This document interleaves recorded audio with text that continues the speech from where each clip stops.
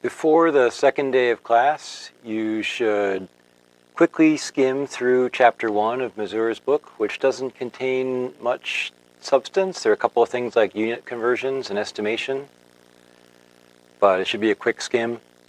Normally, I would have you read the textbook chapter before watching the video, but I think in this case, the video should help you to skim more quickly and efficiently through the chapter. So you could do it either way, but I think it's probably more straightforward this time if you watch this video, which covers Mazur Chapter 2, and then skim through Mazur Chapter 2. And I hope that after you've gone through this video, you can get through that chapter very quickly. So the main topic of Chapter 2 is vectors. Well, it's motion in one dimension, but a big part of it is vectors and a couple of examples of vectors. So a vector has both a magnitude and a spatial direction. So instead of just saying 5 meters or 3 miles or 2 blocks, we say 5 meters up or 3 miles north or 2 blocks east or so on. So it's important to include a direction. So we will soon meet a vector called the velocity.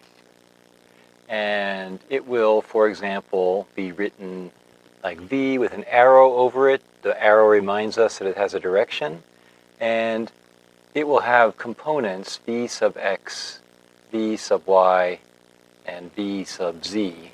So that's the velocity, the x component of the velocity, the y component of the velocity, the z component of velocity.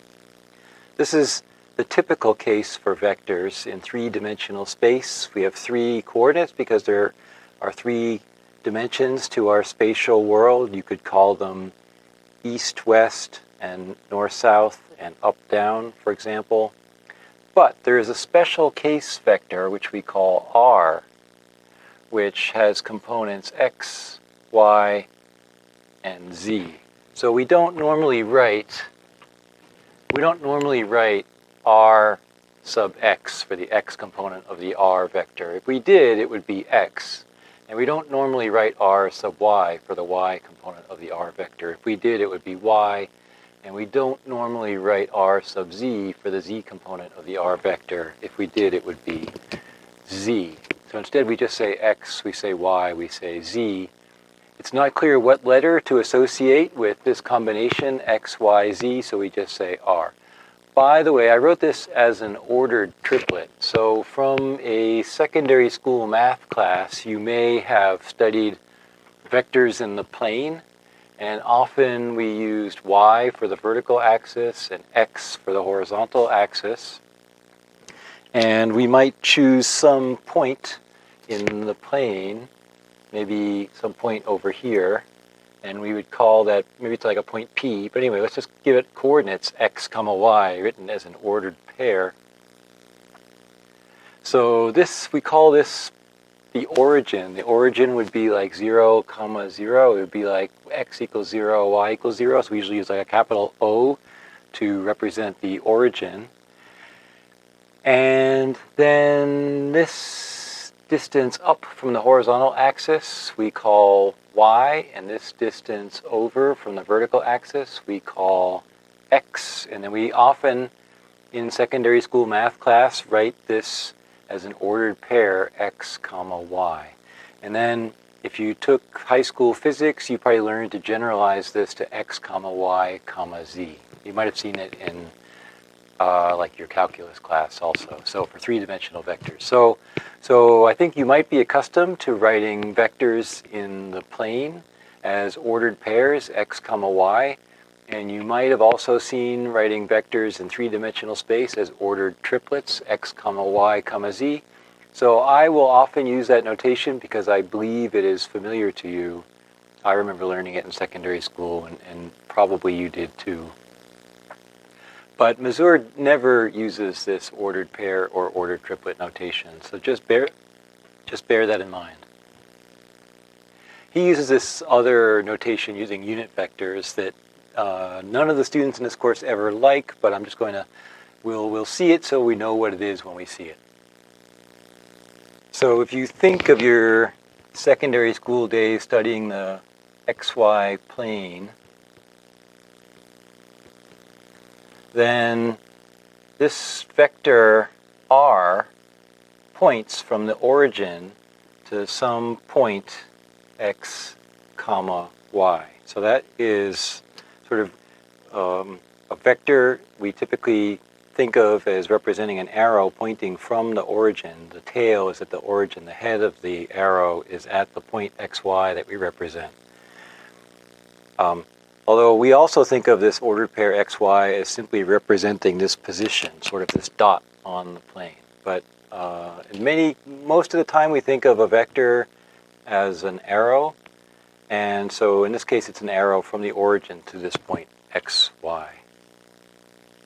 And then, every coordinate system has an origin. Sometimes it's somewhat arbitrary what you call the origin, but you do need to keep track of what you call the origin.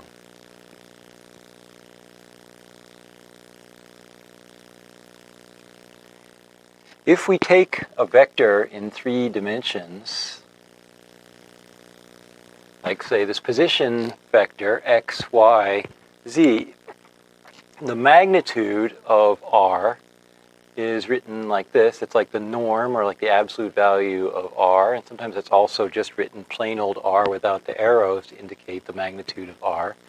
And in 3-dimensional space, this will be x squared plus y squared plus z squared. And that velocity vector that I drew earlier, so the magnitude of that velocity vector we just call v, which turns out to be the speed.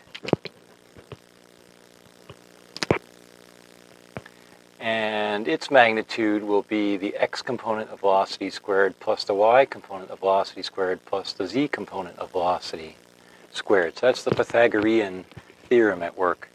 But in this course, using Eric Mazur's textbook, for the first 9 chapters of the textbook, all vectors will be in 1 dimension. So that means there will only be an x component. There will not be any y component. There will not be any z component. So we only have to worry about one axis. We won't have a y-axis. We'll only have an x-axis. If you're accustomed to the y-axis pointing up, when we deal with problems in the first 9 chapters that have up and down motion, we will, which you might find a little counterintuitive at first, we will use the axis called x. So we will make the x-axis point upward sometimes when dealing with vertical motion in the first 9 chapters. It takes a little getting used to. Anyway, the whole idea is we don't want to use too much math for the first 9 chapters. We want to focus on the physics. And then once we've kind of built up our intuition with, thinking mainly about the physics and not so much about the math, then we get to chapter 10, we'll go back to motion of plane. We'll deal with 2 dimensions. And later we can generalize to 3 dimensions. So keep that in mind. You know that the magnitude of the position vector involves the Pythagorean theorem, and then you'll see that in general, if you have 3 components of velocity vector, you need to use the Pythagorean theorem to get the speed, which is the magnitude of that vector.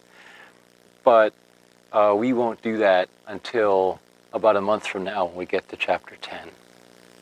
Let's work through a couple of examples here using as our coordinate system the city blocks on Walnut Street between DRL, where our class meets, and Addams Hall, where many of you spend a lot of your time if you're in the architecture program. So what is the distance in blocks between DRL and Addams? So 1, 2, 3, I would say that's 3 blocks. The distance between DRL and Addams is 3 blocks. How did we do that?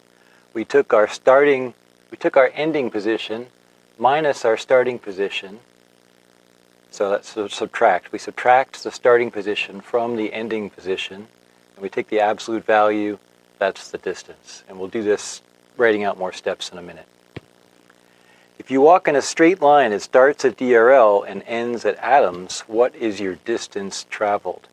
Now, we're going to use a term called distance traveled in this course, which has a slightly different definition from distance. The distance will be how far apart are your starting point and your ending point. The distance traveled will be, it's sort of like how much did your odometer in your car increase as you made the trip. if you just go from point A directly to point B, there's no difference. But if you go forward and then backward and then forward and then backward and then forward again, then your distance traveled is different from the distance between your starting point and your ending point. So that's an important distinction. Every time we change direction, we have to break up the trip into a new segment, and we take the distances of all of those individual segments and add them together to get the distance traveled.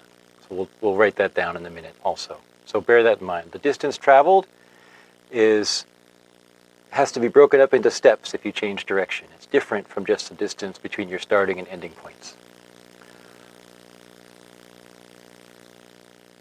So what is your distance traveled if you walk in a straight line that starts at DRL and ends in Addams? I would say it's 1, 2, 3 blocks, because I didn't change direction, and I started out, let's say, at x equals 33.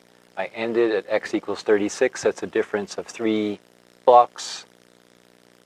An absolute value is 3 blocks, so that's it, 3 blocks.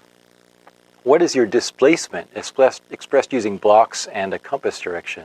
Okay, so if we started at DRL and ended at Addams, then we want both the magnitude and the direction of our displacement. And we'll write down displacement more formally in a minute. We went 1, 2, 3 blocks west. So I would say if we go from DRL to Addams in a straight line, our displacement is 3 blocks west. So the magnitude is 3 blocks, the direction is west. To make it a vector, we say both 3 blocks west. If you start at Addams and end at DRL, what is your displacement? Okay, I start at Addams, I end at DRL, so that's 1, 2, 3. So if I start at Addams and end at DRL, my displacement is 3 blocks east. Or I could say it's negative 3 blocks west.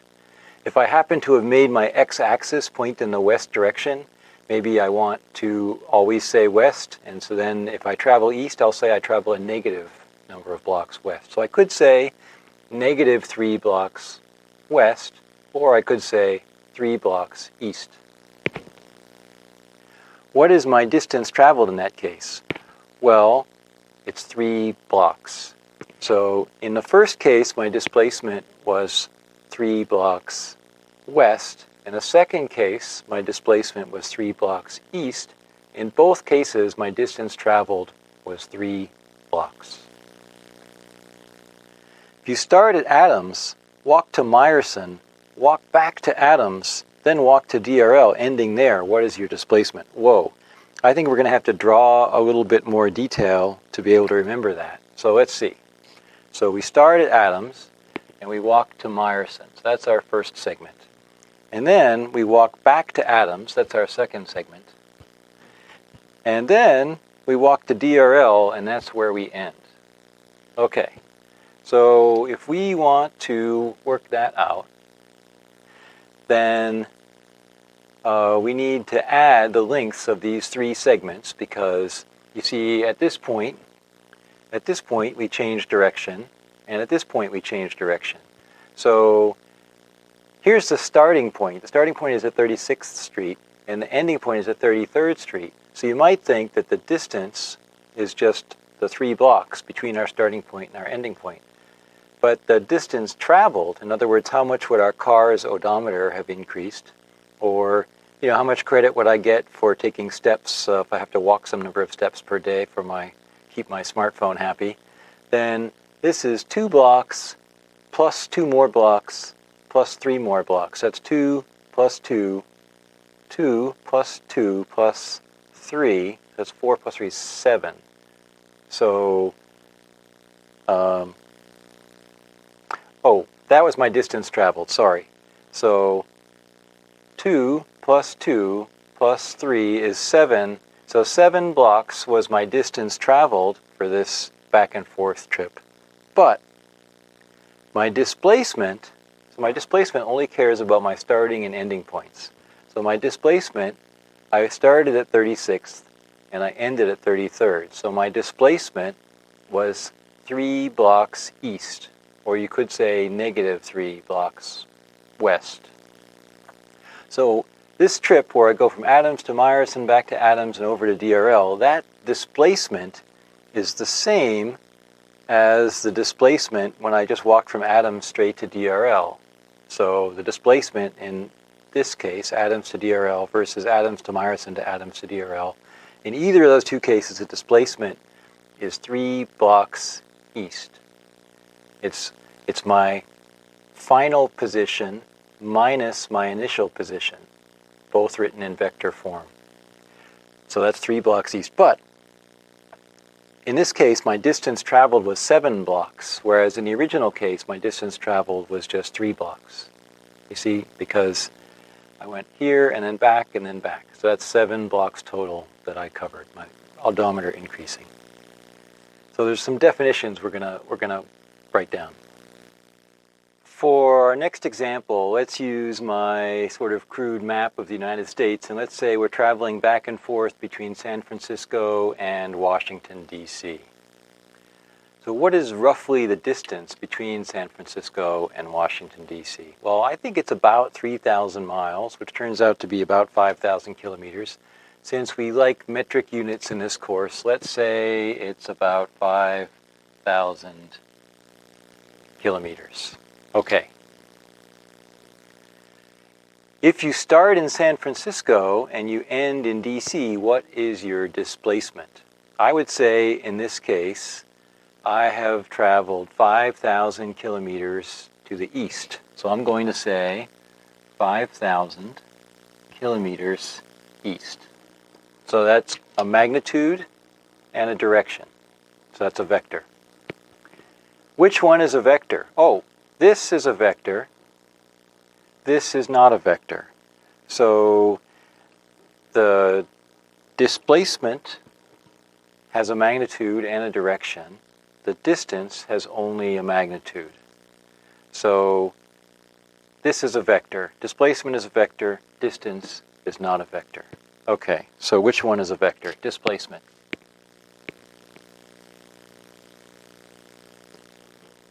How does a distance between San Francisco and DC relate to the displacement from San Francisco to DC? Well, the distance is basically the magnitude of the displacement. So this is 5,000 kilometers east. That has a magnitude and a direction. If we just take the magnitude part, and we usually use the absolute value sign to represent the magnitude of a vector. We also sometimes call it the vector norm. Let's call it the magnitude or the vector norm. It looks like an absolute value sign. Sometimes it's written with 2 vertical lines instead of 2 double vertical lines. But so the distance between San Francisco and DC is just the magnitude of my displacement when I go from San Francisco to DC. So I guess I could say distance is the magnitude of the displacement, which is a vector. Okay. How does the distance between San Francisco and DC relate to the displacement from DC to San Francisco? Well, actually, this is true still. So the distance between San Francisco and DC is the same as the distance between DC and San Francisco. It's just the magnitude. The magnitude is 5,000 kilometers. But the displacement from San Francisco to DC is 5,000 kilometers east.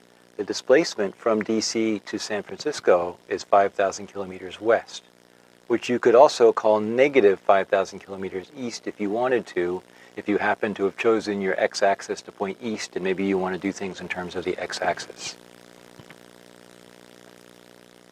So again, I would say that the distance is the absolute value of the displacement, which is a vector. And actually, in just a moment, we're going to use better letters for this. We're going to say that this distance is the magnitude of delta r. So we'll use delta r, the vector, to mean the displacement, and we'll use a lowercase d for the distance in a moment. For a journey on which I go in a straight line, never changing direction, how are distance and distance traveled related? Well, we encountered that in the previous page when we went from Addams to Meyerson back to Addams to DRL. There we were changing direction. So if you never change direction, then distance and distance traveled are the same. So in this case, they're the same. Okay. For a journey on which I do change direction several times, how can I figure out the distance traveled? Well, I have to split the trip up into segments where for each segment I don't change direction. So I have to, like, every time I change direction, I have to start a new segment. I split the trip up into segments and I add up the lengths of all of those segments. So I'm going to say the distance traveled is, let's say, d1 plus d2 plus d3, whatever. However many segments there are. And how many segments are there? There's one segment plus however many times I change direction. If I never change direction, it's just one segment. If I change direction once, I have two segments. If I change direction twice, I have three segments. So then we work out the distances of those individual segments and add them together to get the distance traveled. Okay, here we are finally writing down some definitions. So a vector has both a magnitude and a spatial direction. We said that before, like 5 miles east, 10 meters up, and so on.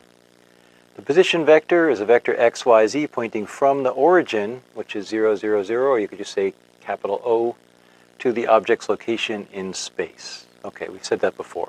If an object moves from some initial position, R initial, so we will usually say R I, subscript I for initial. We're going to go from R initial to R final. So there's a little arrow on top of R to indicate that it's a vector. And this is our initial position. This is our final position. So we have a displacement, which we call delta R, which is R final minus R initial.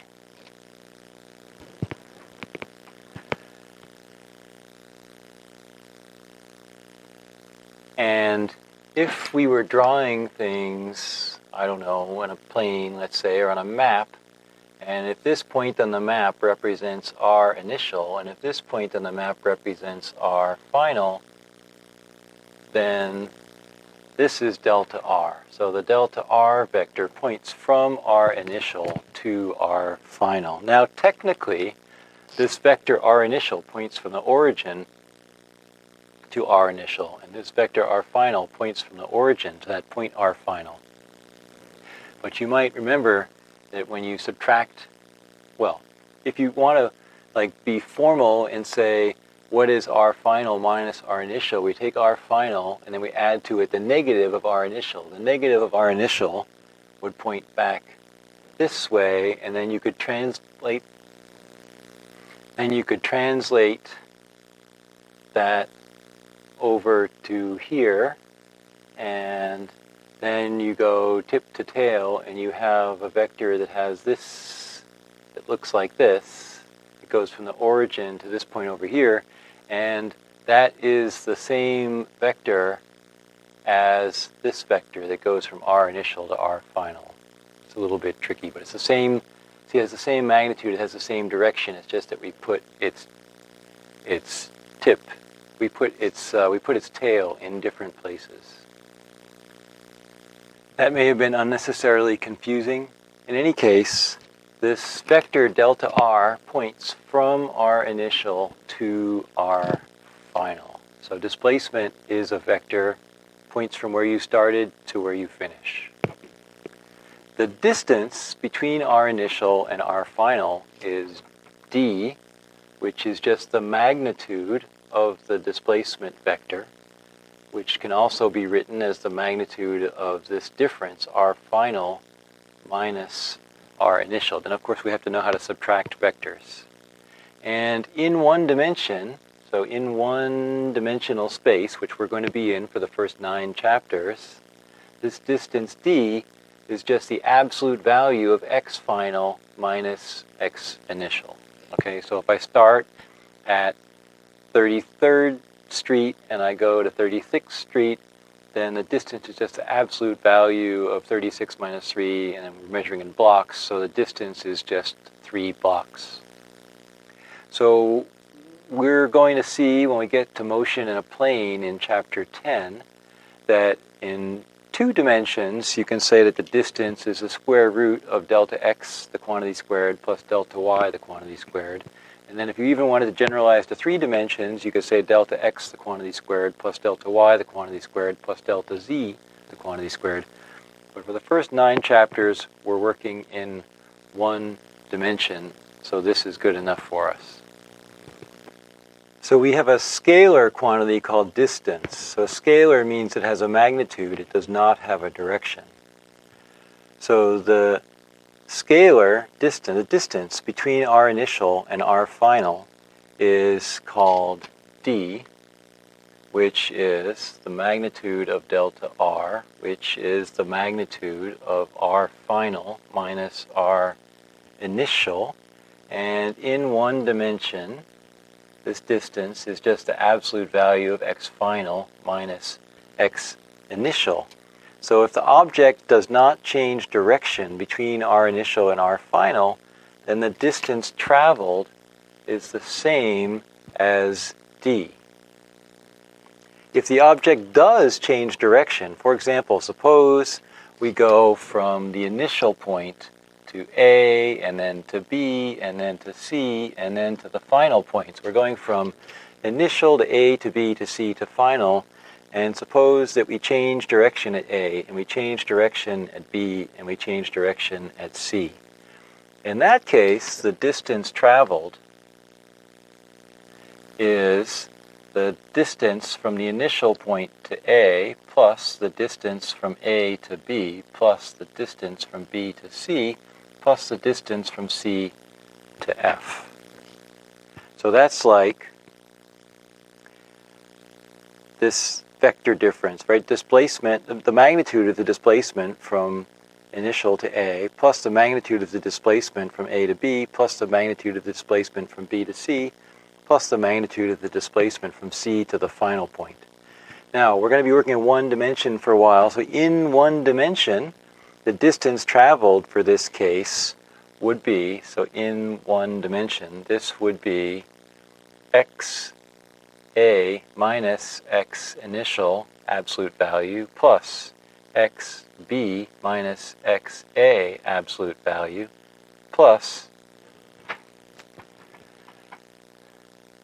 x C minus x B absolute value plus x final minus x C absolute value. This is in 1 dimension. Okay, so the distance traveled in 1 dimension, assuming that we change direction at points A, B, and C, is the delta is, delta x, the magnitude. So it's xa minus xi, that magnitude, xb minus xa, that magnitude, xc minus xb, that magnitude, x final minus xc, that magnitude, and you add those 4 magnitudes together. So that's how you do the distance traveled in 1 dimension. You just have to work out where it is that you changed direction. Now, if someone asks you how to get from DRL to 30th Street Station, is it good enough to say without any pointing, just go 5 blocks? I don't think so, because you don't know which direction to go.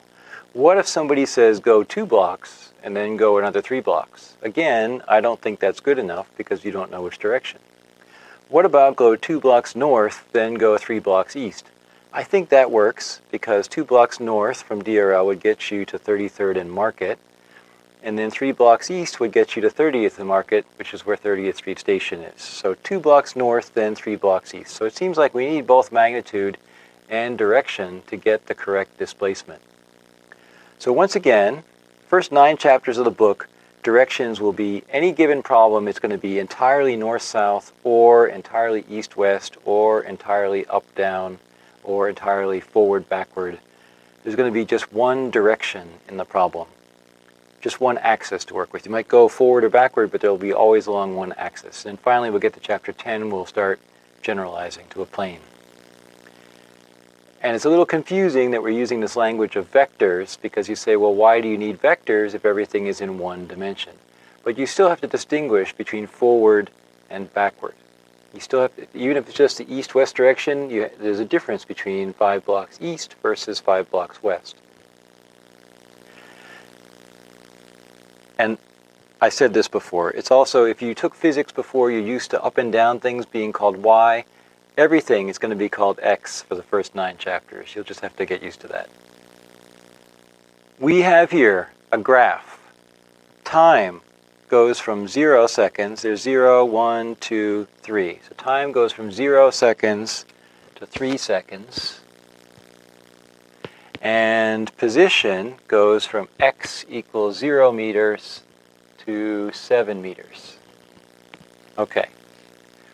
So the question is, what is the distance traveled from time 0 to time 3 seconds?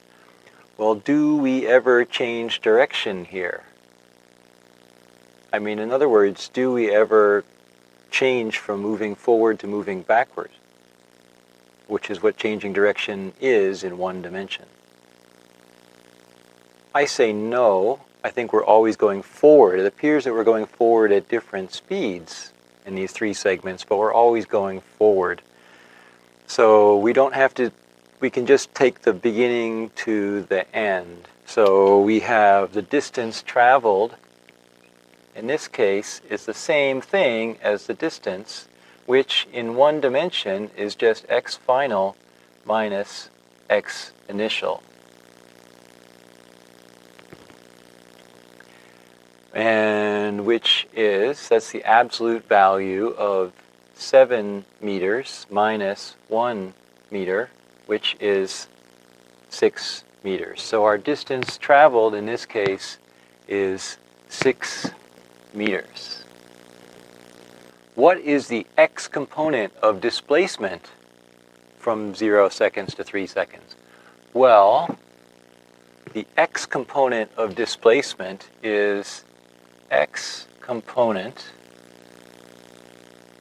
of delta r, which is displacement, is delta x, which equals x final minus x initial, which is 7 meters minus 1 meter, which is 6 meters. So I guess the x component of displacement is 6 meters.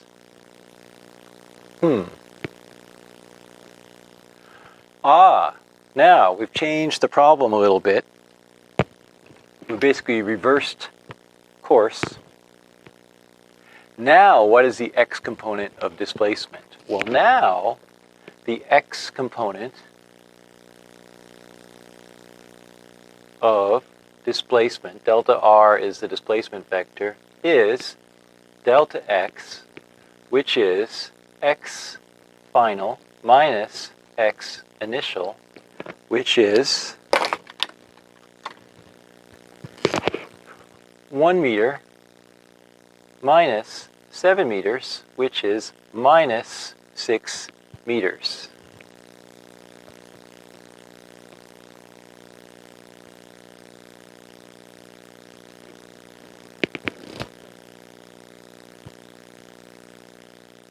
So in the previous graph, the x component of displacement was plus 6 meters.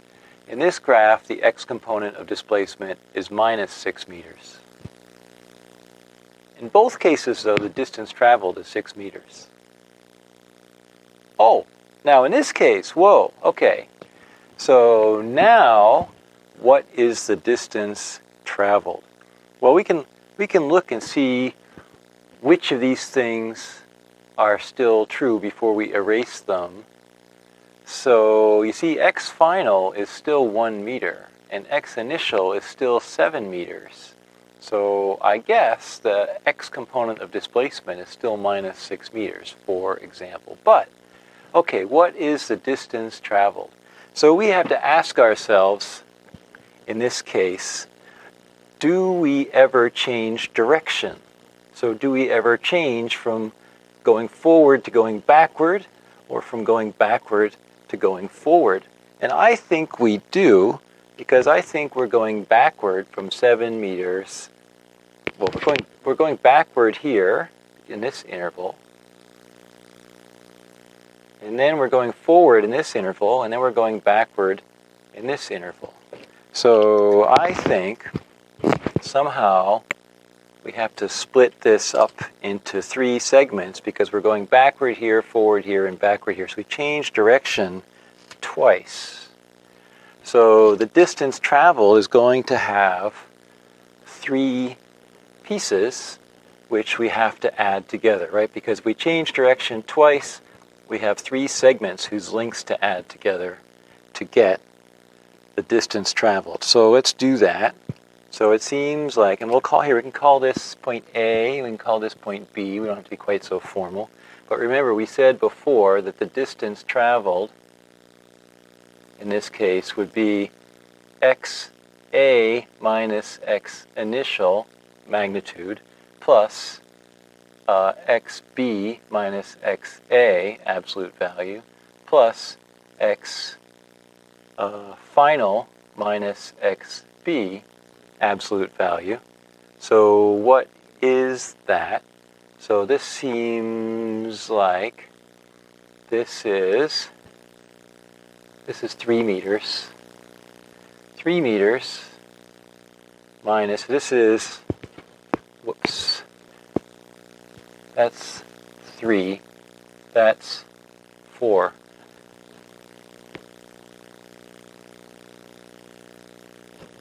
So that's 3 meters minus 7 meters absolute value plus 4 meters minus 3 meters absolute value plus 1 meter minus 4 meters absolute value.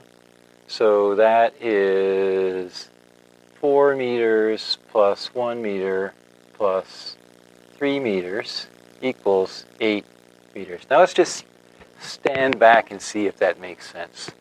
So 1, 2, 3, 4. So this is a distance of 4. There's 1. That's 5 total. And then 6, 7, 8. Yeah. See? 1, 2, 3, 4, 5, 6, 7, 8. You want to say how much did your odometer change? That's 8 meters that your odometer changed. Okay. So the distance traveled in this case was 8 meters. So because we changed direction twice, we had to add 3 different segment lengths together. Let's go back to this simplified map of the blocks of Walnut Street between DRL and Addams Hall. And to keep things simple, let's pretend that a city block is always precisely 100 meters long. So let's say this is 100 meters, 100 meters, 100 meters. So if I bike directly from DRL to Addams in 100 seconds, what is my average speed? Well, average speed, which we usually say is VAV, is the distance traveled divided by the elapsed time. So the distance traveled is 300 meters, and the elapsed time is 100 seconds. So this is 300 meters divided by 100 seconds is 3 meters per second. Average speed is distance traveled divided by the elapsed time. What is my average velocity? Well, average velocity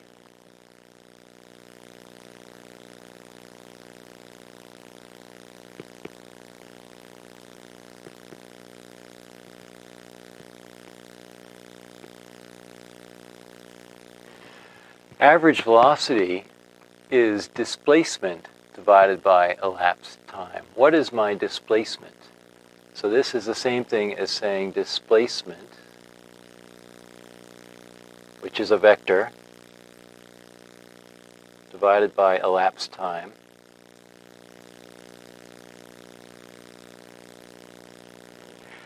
My displacement when I go from DRL to Addams is 300 meters west. and the time is 100 seconds. So in that case, my average velocity is 3 meters per second west. And that is a vector. It has a magnitude and a direction. So I bike directly from DRL to Addams in 100 seconds. That's 300 meters. I went west. 3 meters per second west. Right. Now, if I walk directly from DRL to Addams in 200 seconds, so instead of biking, I'm walking and it took me 200 seconds. Oh, and then I bike directly back to Addams to DRL in 100 seconds. Whoa, okay. So I'm going to walk. Actually, you know, this is almost worth making a graph of. So we could say we have 36, 35, 34, 33, and then here's time. So it seems like 200 seconds and 100, yeah. So here's 100 seconds, 200 seconds, 300 seconds. Let's say 100, 200, 300 seconds. So what am I doing? I'm going from DRL to Addams in 200 seconds, like this. That's my first segment. And then I'm biking back from Addams to DRL in 100 seconds, like that. So it's a little hard to see, but the magnitude of this slope should be half because of the magnitude of this slope, because I've traveled 300 meters in 200 seconds here, and I've traveled 300 meters the other direction, only 100 seconds here. So that's what I did for like x versus t. Maybe that was more complicated than we needed just to answer this question. So this is walking, and this is biking. What is my average velocity for the journey? Oh, this was really a lot of work to answer this question, because average velocity is displacement divided by elapsed time. Well, the elapsed time was 300 seconds. What is the displacement? If I start at DRL and I end at DRL, what's my displacement? My displacement is 0. So in this case, my average velocity is 0. You could say with an arrow, I guess, if you want to, but it's 0 meters per second, I guess. Yeah, so you see my displacement is 0 and the time is finite. So my average velocity is 0. It's a vector, 0, I guess. What's my average speed for that journey? Oh, now I do have an average speed. So to get the average speed, I need the distance traveled divided by the elapsed time. So the average speed, so that's V av with no arrow over it, is, so that's the distance traveled divided by the time elapsed.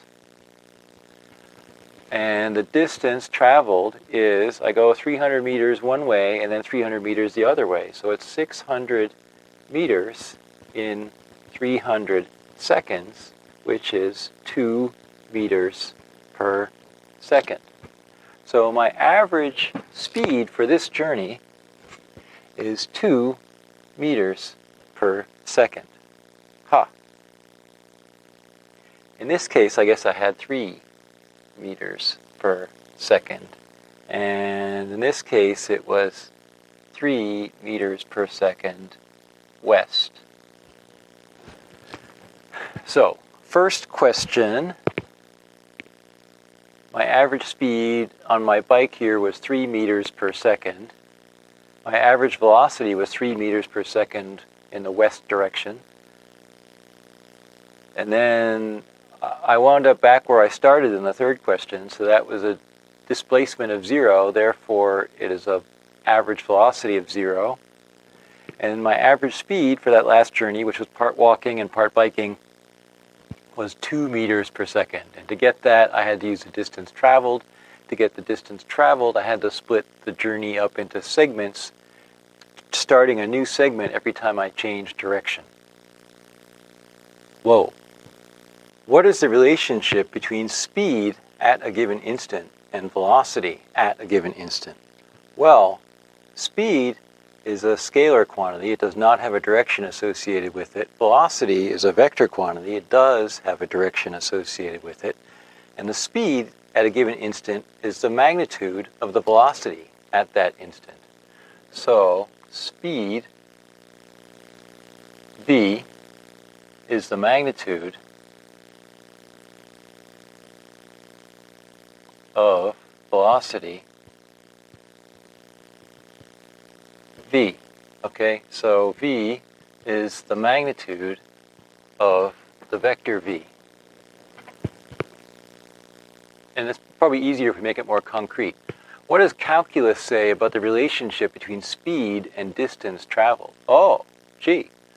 I think that speed is the rate of change of distance traveled. Yeah, I say that speed is the rate of change of distance traveled. Speed is the rate of change of distance traveled. So therefore, you could say that, I guess you could say the speed is the derivative of distance traveled with respect to time. I think that's a true statement. You could say that the distance traveled is the integral of the speed with respect to time. That might be a little bit scary, but we could say that. So I think calculus says those things. What does calculus say about the relationship between displacement and velocity? Does one of them equal the rate of change of the other? Well, yes, I think that velocity is the rate of change of displacement. So I would say that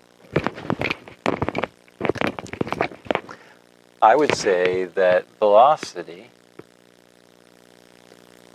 v is the rate of change of displacement delta r. So I guess that means that v is d delta r dt. But actually, the thing is, delta r is just where you are now minus where you started, and where you started is a constant. And the rate of change of a constant is 0. So it's the same thing as dr by dt. So in other words, you could say velocity is the rate of change of position. It's the same as velocity is the rate of change of displacement. Because what distinguishes displacement from position is that displacement is your position now minus your initial position. And your initial position is a constant, so the time derivative of a constant is 0. So you could say velocity is the rate of change of displacement. You could also say velocity is the rate of change of position. This is easier to write. So velocity is a vector. Velocity is the rate of change of position with respect to time. So we have here v is dr by dt. So here, velocity v is dr by dt, which it has three components, vx, vy, vz in 3 dimensions. And so then component by component, they equal dx by dt, dy by dt, and dz by dt. Speed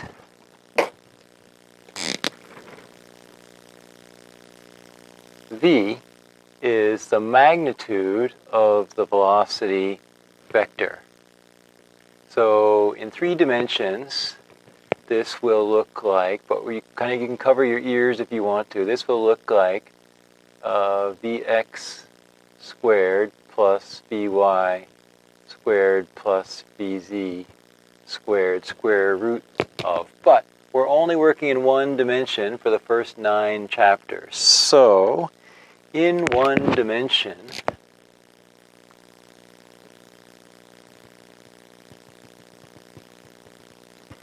the speed v is just the absolute value of v sub x, which is the absolute value of dx by dt. At a given instant, we can talk about velocity. So if we're looking at a curve of x versus t, we can look at one particular point in that curve and say, what is the x component of velocity at that point? We could say, what is the speed at that point? Over some finite time interval, from t initial to t final. So not just at one instant, but over some time interval, we can talk about the average velocity during the time from t initial to t final. So the definition is v average is delta r. Yeah, so v average, so the average velocity is the displacement, which we call delta r, divided by the time interval, t final minus t initial. We're really only interested in the x component for the moment. So the x component of average velocity, which you could say Vx comma average, you could say V average comma x, is x final minus x initial divided by t final minus t initial. Okay, so we'll use this often.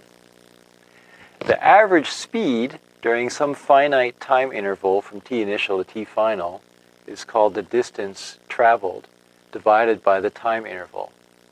Yeah, so the average speed, so V average speed, V average is the distance traveled divided by the elapsed time. So if you want the average speed, you have to work out the distance traveled. Remember, the distance traveled requires figuring out where you change direction. So the average speed is the total distance that you traveled divided by the time interval.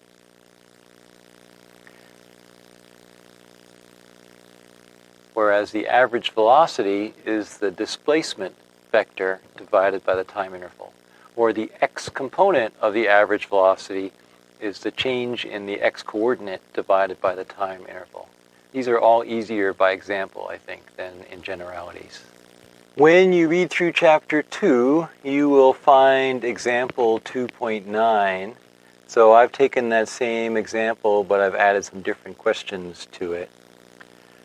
So we'll use the values in his table 2.1, which comes from example 2.9, and we'll answer the following three questions. So let's just consider the motion between frame 13 and frame 19. So that's just this bottom part here, 13, 14, 15, 16, 17, 18, 19. So what is his average speed over this time interval? Okay, so the average speed, so actually one thing you can notice, so it also corresponds to this little segment, and he's always walking backwards, so he does not change direction. He does change direction up here, but this is after he's already changed direction. So he's not changing direction in this interval. He's not changing direction in this interval that we are considering, so we can just take the distance between his starting point and his ending point for the distance traveled. So what is his average speed over this time interval? So we have the average speed is the distance traveled divided by the time elapsed. That's t final minus t initial. So in this case, his distance traveled is between 4.6 meters and 3.4 meters. So that is 3.4 meters minus 4.6 meters, the absolute value of that, divided by, and then this is 6 seconds minus 4 seconds. So that seems like 1.2 meters divided by 2 seconds, which is 0.6 meters per second. Okay, so it seems like his average speed is 0.6 meters per second in that time interval. What is the x component of his average velocity over that time interval? Well, I guess we can say V x average, which is the same as v average x. That is x final minus x initial divided by t final minus t initial, and which one is final is 3.4. So that is 3.4 meters minus 4.6 meters divided by 6 seconds minus 4 seconds.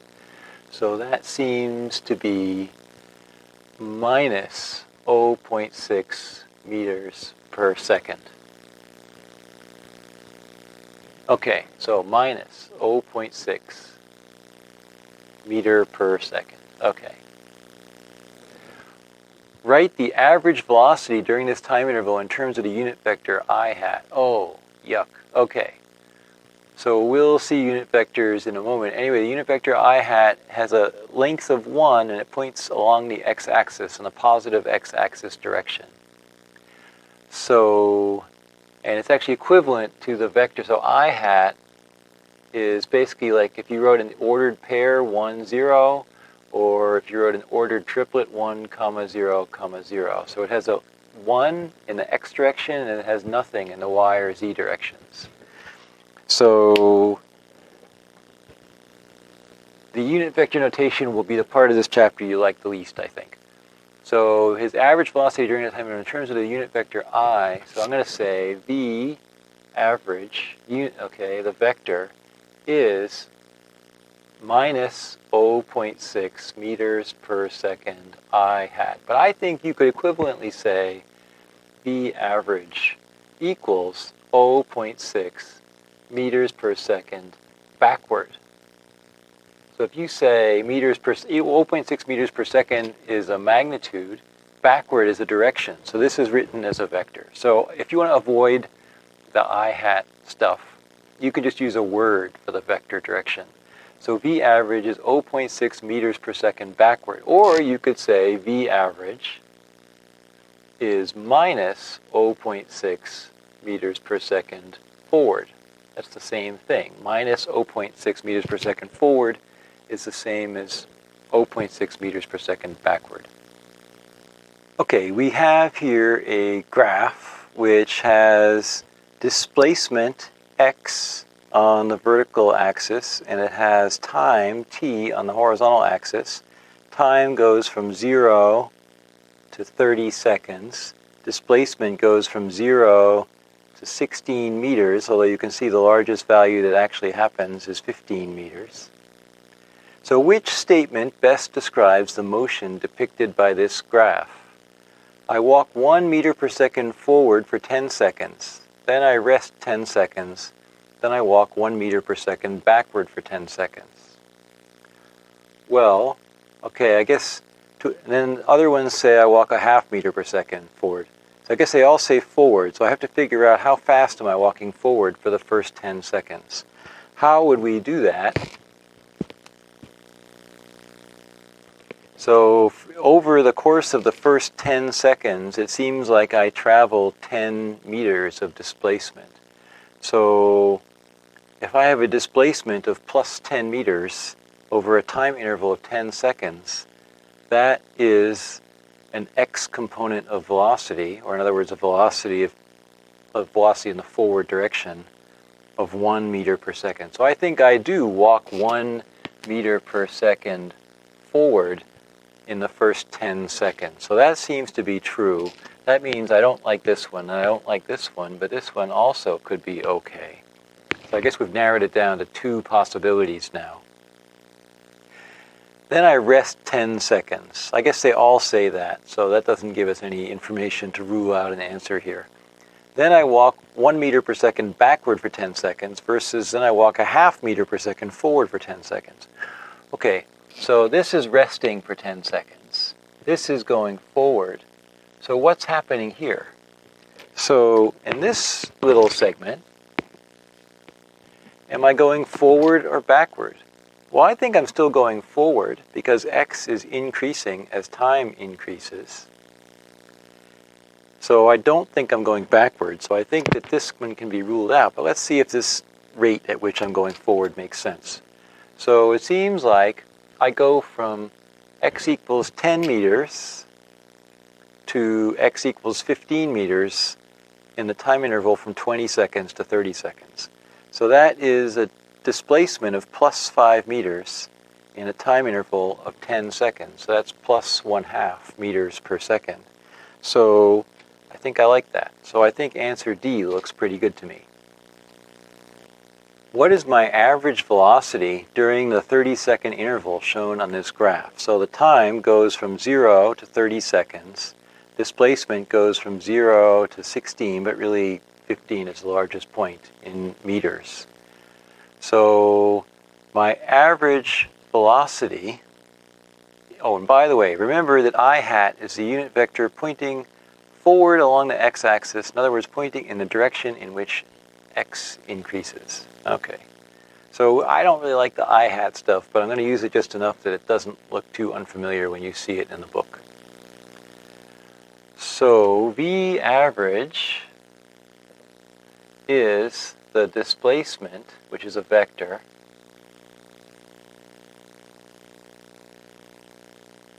divided by the time interval. So we also call the displacement delta R divided by Tf minus Ti. Okay, and what is the displacement? So, oh, by the way, that also, the displacement is, it's like R final minus R initial. Okay, T final minus T initial. So what is my displacement? My displacement is 15 meters forward. So I would say this is 15 meters forward divided by 30 seconds. So that is 0.5 meters per second forward. Forward is along the positive x-axis. So the I hat is the unit vector along the positive x-axis. So we could say we could say 0.5 meters per second I hat. That would be fine. We can do that. I don't usually like to use I hat, but there it is. So I think I like this one. Plus 0.5 meters per second I hat. The I hat means in the direction of the positive x-axis, in the direction in which the x variable increases, in the forward direction. What is my instantaneous velocity, v, at time t equals 5 seconds? And then also, what is my instantaneous velocity, v, at time t equals 15 seconds? Well, v is the rate of change of position. And actually, what is the x component? So in fact, v sub x is dx by dt. So if you want to know what is my velocity in the x direction, it's just dx by dt. So at time 5 seconds and at time 15 seconds. So what is dx by dt here? It seems to be it would be that slope. And what is dx by dt here? It would be that slope. So it seems like at 15 seconds, dx by dt is 0. But what is it at 5 seconds? So I guess we can just take advantage of the fact that this is a straight line to figure out what its slope is. So it seems like it goes from 0 to 10 meters, same time as it goes from 0 to 10 seconds. So that would be 1 meter per second. So it seems like at t equals 5 seconds, the x component of velocity is plus 1.0 meter per second. So that's the only component that there is. Therefore, v is, you could say it's plus 1.0 meter per second forward, or you could say it is plus 1.0 meter per second I hat if you want to use the textbook's unit vector notation. At t equals 15 seconds, d sub x is 0 meters per second. The slope is 0. Therefore, the velocity vector is 0 meters per second. I guess you could say forward, you could say backward. It's the same for 0. So I would say that is 0 meters per second in the I hat direction. So it seems like I like answer A here. So plus 1.0 meter per second I hat, which is the same as saying forward, and 0 meter per second I hat. I hat is the same thing as saying forward. Okay. Notice that in the previous example, we had to use the slope of the x versus t curve to figure out the relevant velocity component. Well, you could even say the relevant speed. So the slope of the curve of the x-coordinate versus time. Okay. Position versus time graph. The slope of the curve in the x-coordinate of position versus time. In other words, the slope of the graph of x of t versus t for an object's motion gives, is it speed? Is it acceleration? Is it average velocity? Is it not covered in today's material? Or is it the x component of the object's instantaneous velocity? The slope of the x versus t graph is the x component of the object's velocity at that instant. In other words, it is the x component of the object's instantaneous velocity. You walk 1,200 meters due east from home to a restaurant in 1,200 seconds. You stay there for 3,600 seconds, and then you walk back home, taking another 1,200 seconds. What is your average speed for the trip? Well, the average speed is the distance traveled divided by the elapsed time. And it seems like we have we have 3 segments. We walk east, and then we dwell and kind of do nothing, and then we walk west. So to get the distance traveled, we have to say how far do we go east, and then how far do we go west. Now, actually, you know that the distance that we traveled east was 1,200 meters, and then we just go back home. That's another 1,200 meters. So I guess the distance traveled was just 2,400 meters because we walked from home to the restaurant, which was 1,200 meters, and then we walked back. So 2,400 meters was our distance traveled. And the time was, total time is 1,200 seconds plus 3,600 seconds plus 1,200 seconds. So I guess that's right. So that's 1,200 plus 3,600 plus 1,200 seconds. So you add those two and you get 6,000 seconds. So you take 24 divided by 6 is 4. So this is 0.4 meters per second was my average speed. Okay, so we had to kind of break it up into, we did a little bit in our head, but we had to break it up into segments. So there's a distance of 1,200 meters, and then there's a distance of 0, and then there's a distance of 1,200 meters. We had to add those 3 segments, and then there's the time. There's 1,200 seconds, then there's 3,600 seconds, and then there's 1,200 seconds. So then total distance upstairs, total time downstairs, 0.4 meters per second. Okay.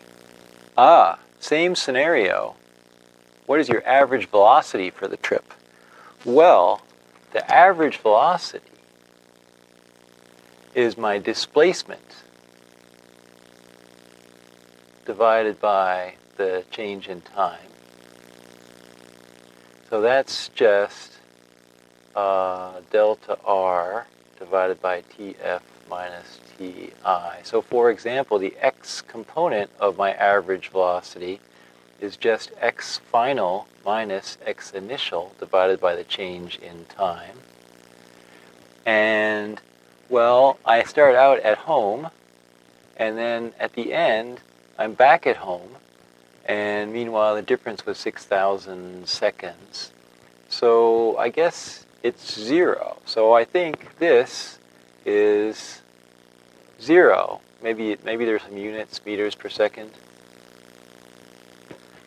So I think in this case, because my displacement for the whole trip was 0, I ended the same place I started. So my displacement for the whole trip was 0, therefore my average velocity for the whole trip was 0. Ha! So I think I like this one. You drive an old car on a straight level highway at 20 meters per second for 20 kilometers, which is 20,000 meters, and then the car stalls. You leave the car and, continuing in the direction you were driving, you walk to a friend's house 4 kilometers, that's 4,000 meters, away, arriving 1,000 seconds after you began walking.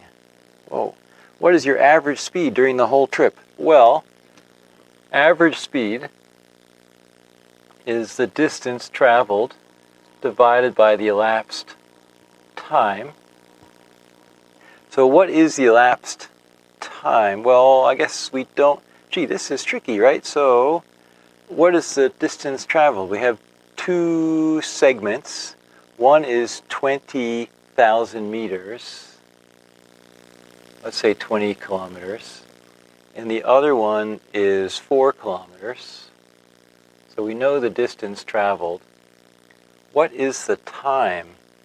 So it seems like the second segment is 1,000 seconds.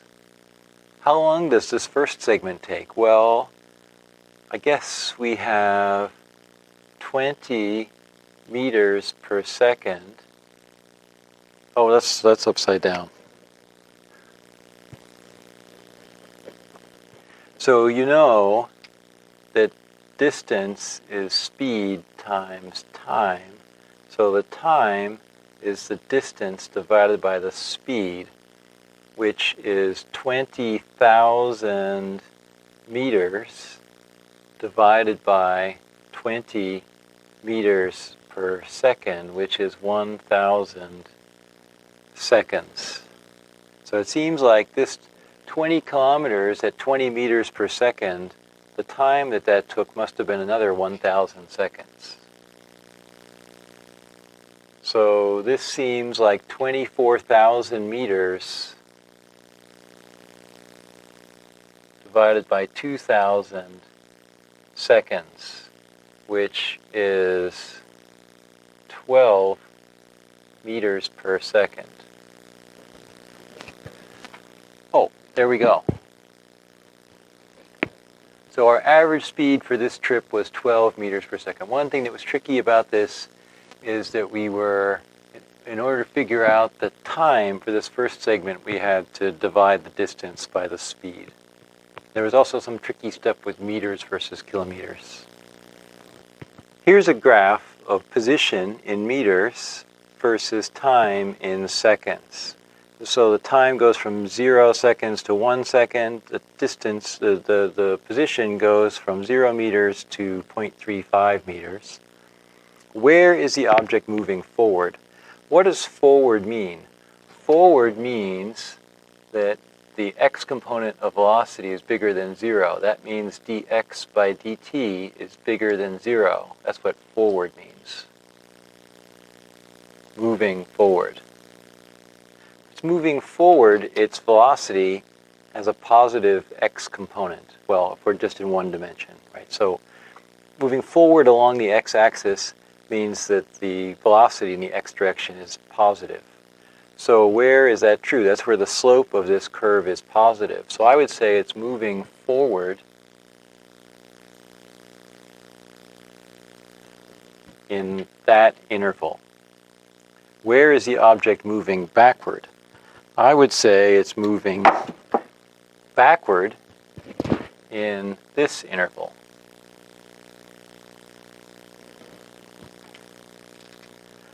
So I'd say it's moving forward for t less than or equal to 0.45 seconds. It's moving backward for t, let's say, greater than 0.45 seconds.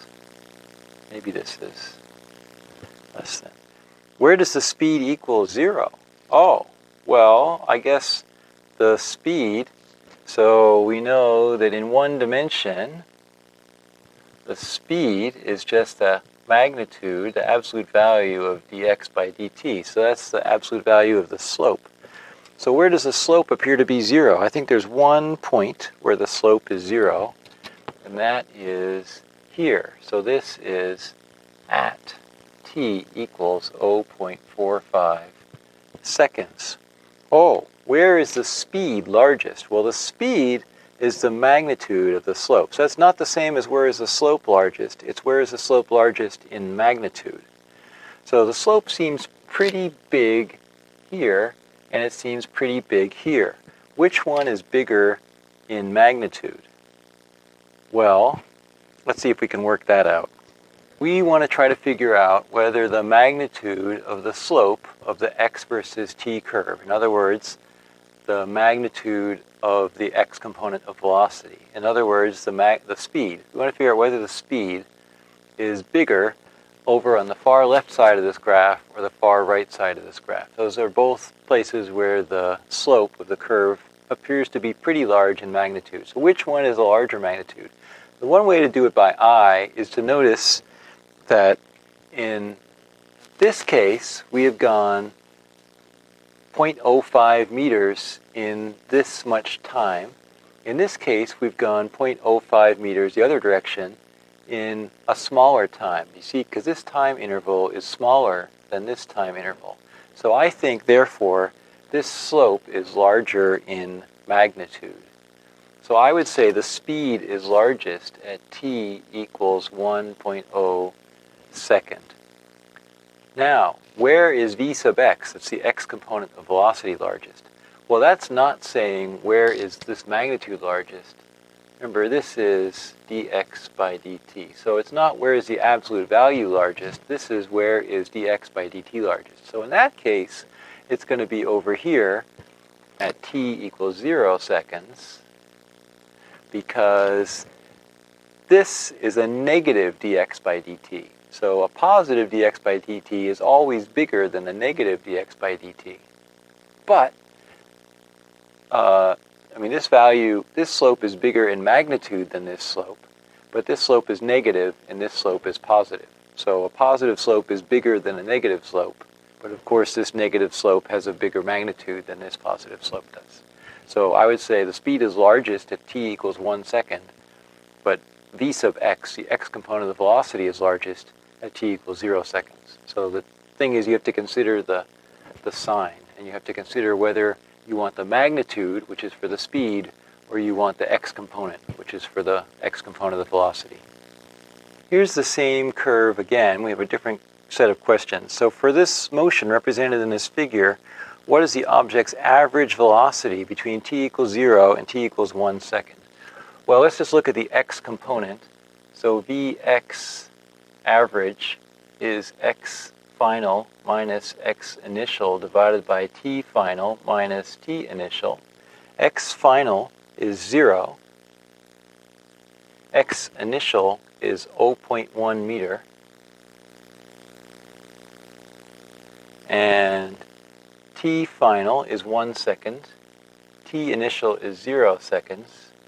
So it seems like the x component of the average velocity is minus 0.1 meter per second. So therefore, V average is, well, you could say minus 0.1 meter per second I hat, or you could say 0.1 meter per second backward.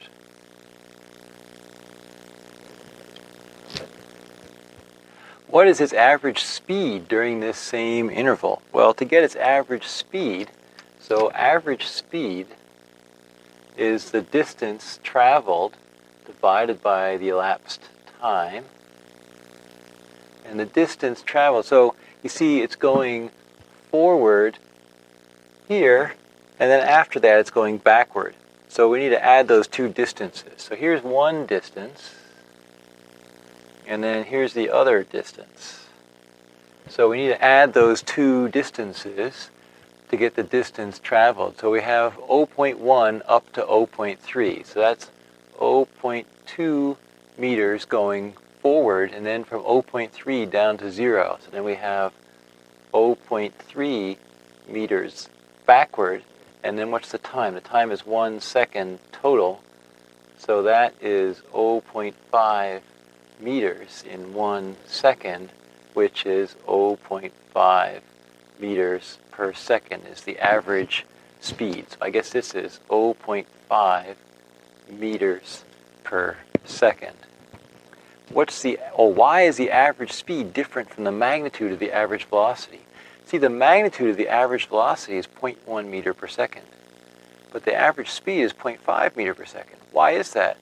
Well, it's because it changed direction. So if it changed direction, then the average speed is different from the magnitude of the average velocity. That's just like if it changed direction, then the distance traveled is different from the magnitude of the displacement vector.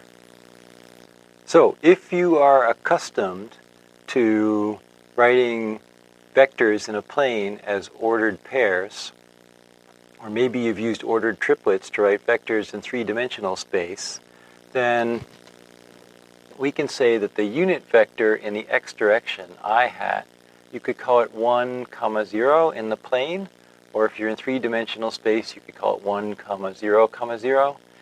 And then we could make another unit vector j hat in the y direction, which would be 0, 1 in the plane, or it would be 0, 1, 0 in three-dimensional space. And we could make k hat, which is a unit vector in the plus z direction, which would be 0, 0, 1. And then if you had a vector, let's say x, y, z, you can write that. That's the same thing as x times 1, 0, 0 plus y times 0, 1, 0 plus z times 0, 0, 1. Therefore, it's the same thing as x times I hat plus y times j hat plus z times k hat. So it is often convenient to define a coordinate system where the x-axis points east, the y-axis points north, and the z-axis points up. And the origin is at some specified location. Maybe it's at the center of the ground floor of the building you're working on. Then if I'm standing 5 meters east of the origin, my position is at plus 5 meters I hat, which we could also write as plus 5 meters, 0, 0. If I'm 3 meters west of the origin, then I'm at minus 3 meters I hat, which you could write as the ordered triplet, minus 3 meters, 0, 0. Or if I'm 2 meters north of the origin, my position is plus 2 meters j hat, which is the ordered triplet 0, plus 2 meters, 0. So most students really dislike the unit vector notation from the textbook, so I try not to write it. Instead, I'll say the displacement is plus 5 meters east, or I'll use a word like east or north or up or forward or backwards, so that way I avoid writing I hat and other unit vectors. But you should know what they are because you'll see them in the book. So I hat is the unit vector that points in the direction in which x increases. That's the only unit vector you'll see for now. Once we get to chapter 10, you'll also see j hat, which is the unit vector that points in the direction in which y increases.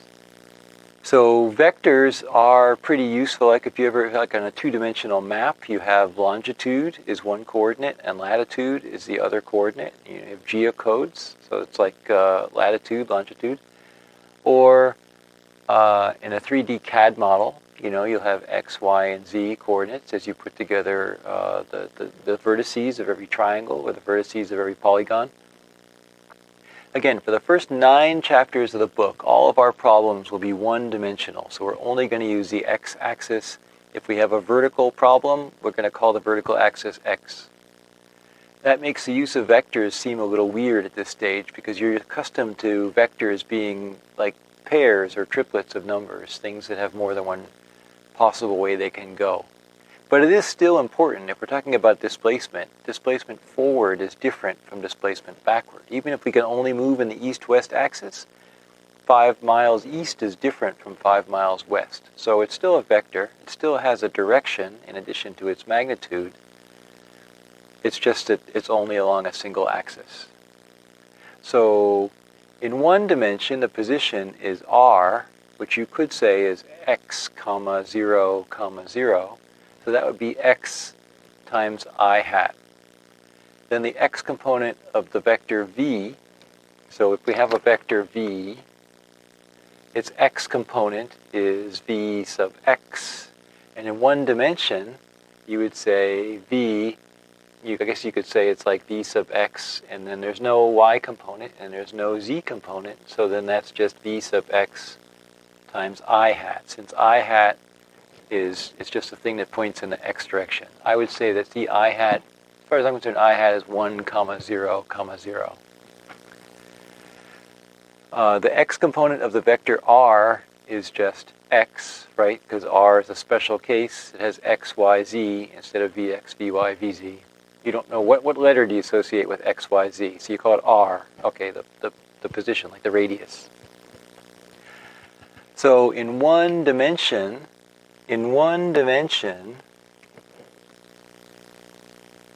the magnitude of the r vector is just the absolute value of x, and the magnitude of the velocity vector is just the magnitude of the x component of velocity.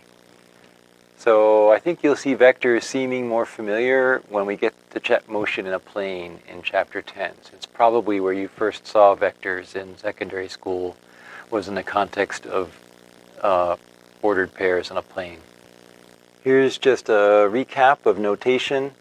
Position is where is the object located in space. So it's this vector r, which has components x, y, and z. Although it only has a single component x for the first 9 chapters. Displacement is where is it with respect to some earlier position. So there's delta r. It has components delta x, delta y, delta z. And I guess if you wanted to, you could call this, you say this is delta x, and that's the I hat direction. And then you have delta y, and that's the j hat direction. Then you have delta z, and that's the k hat direction. Again, I don't really like the unit vectors either. Position and displacement are both vectors. They have both a direction in space and a magnitude. Distance is a scalar. So a distance has a magnitude only, and a distance is never negative. Scalars can be negative, but distance is a positive, is a non-negative scalar. So distance has a magnitude, it doesn't have a direction, and distance is always non-negative. So we have these unit vectors. I hat is in the x direction, j hat is in the y direction, but we won't use y for the next 9 chapters. K hat is in the z direction. I don't think we'll ever use k hat in this course. So they point along the x, y, and z axes, and they have unit magnitudes. That means there's just a 1 there. Length is 1. Okay, so but these unit vectors, again, I think they'll just confuse you. So you can ignore them if you want to, I guess. So average velocity, v average, is just the displacement divided by the time interval. Okay, and in one dimension, v average, the x component, is just x final minus x initial over t final minus t initial. Instantaneous velocity is dr dt.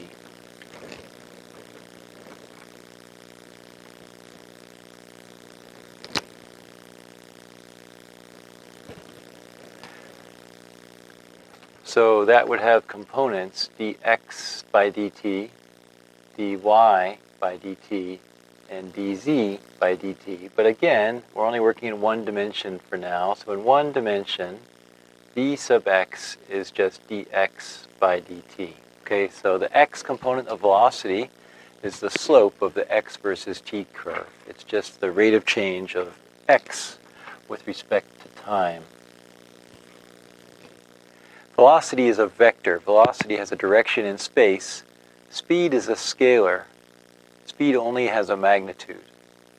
In fact, speed is the magnitude of the velocity vector. So I think for many people, the hardest part of Chapter 2 will be the author's notation. You have to get used to it. It is highly self-consistent, but it takes some getting used to. Since you've made it this far in the video, here's a hint for a reading question. So what is a vector and what is a vector good for? Well, here's what a student who took the course several years ago said. They said, a vector quantity, unlike a scalar quantity, is one that not only has a magnitude, but also a direction. An example of an important vector quantity is displacement. Unlike distance, displacement takes into account the direction that something has traveled. In other words, while someone might have run a 400-meter distance on a track, their displacement could be 0 since they might end up back where they started. So if you end up back where you started, your displacement is 0, even though your distance traveled might be 400 meters that you ran around the track. By the way, this is a really clear and complete answer. Clear and complete answers to reading questions always impress me and make me happy. What are 2 examples of vectors that are focal points of Chapter 2? Well, I would say displacement is one, or you could say position, but position or displacement, that's one. The other one is velocity. Velocity is a key topic of Chapter 2. So I would say either position and velocity or displacement and velocity. So here are a few things that I think over the years people have found confusing about Chapter 2. It does take a while to get used to the vector notation. Some people really dislike it with all the subscripts, but it is extremely self-consistent. So once you learn how to read it, then other equations will just kind of make sense because they're all labeled in the same self-consistent way. So even if there are a lot of annoying subscripts and superscripts like I for initial, F for final, and then the X direction and average and so on, the same notation is used highly self-consistently throughout the book. So I think you will, even if you don't like it, you'll appreciate how self-consistently it's used. This book, by the way, is excellent on the concepts.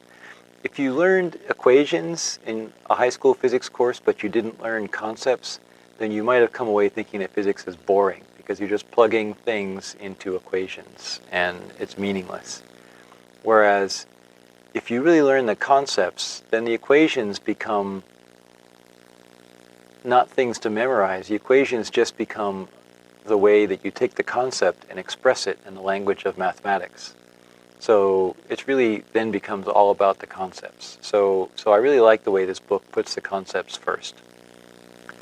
By the way, there are lots of equations in these chapters, and it's going to take your brain some time to get used to looking at lots of equations again, especially if it's been several years since your most recent math course. So don't worry about that. It'll be true for half the class that they haven't taken a math class in a while and their math brain's taking a while to warm back up. That's perfectly normal. The unit vector stuff, again, yuck, but I wanted to talk about it enough that you see what it is, but in our own problems, we'll say things like forward or backward or east or west. We won't say I hat and j hat very often. Okay, again, the use of vectors seems a bit contrived at this stage because there's only one direction we're going. The displacement vector versus the position vector is a little bit hard to keep straight. Displacement is your position now minus your position earlier, whereas position is just your position now. The difference between average and instantaneous velocity, that's tricky. Average is during some finite interval of time, whereas instantaneous is at one instant in time. So, average is basically using some delta t, like some delta x and some delta t, whereas instantaneous, you're using calculus. You're saying dx by dt. If you have anything to add to this list that you found confusing in the chapter once you get to it, be sure to let me know in your answers to the reading questions.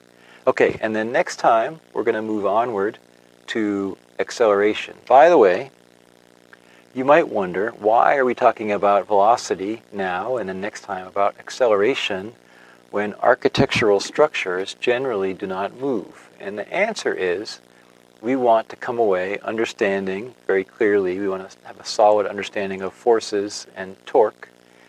And in order to understand force and torque, which are phenomena that cause motion or that cause things to accelerate, cause things to rotate, In order to understand force and torque, we need first to discuss motion, because force and torque are things that affect motion. So we really need to have the language for describing motion before we can then talk about, well, how do forces and torques potentially cause or change motion.